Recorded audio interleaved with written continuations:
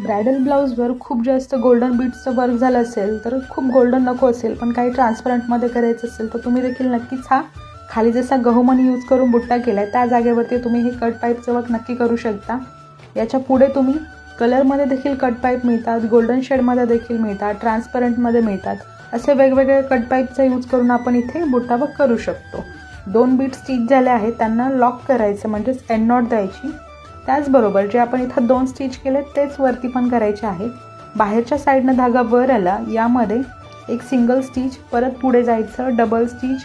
आता इथे अजून एक कट पाईप ॲड केला, याला सिंगल स्टिच घेतला आहे, परत आपण इथं डबल स्टिच घेतला। आता हा जो धागा याला आपण नॉट न देता डायरेक्टली घेतलेल्या बीड्सच्या वरून ठेवतोय आणि याला खाली ओढून घ्यायचं आहे डाव्या हातातून। असं जर लॉक केलं तर तुमची शेवटची नॉट दिसत नाही आणि वर्कला देखील फिनिशिंग ही छान येते, पण हे फक्त बुट्टामध्ये ट्राय करू शकता।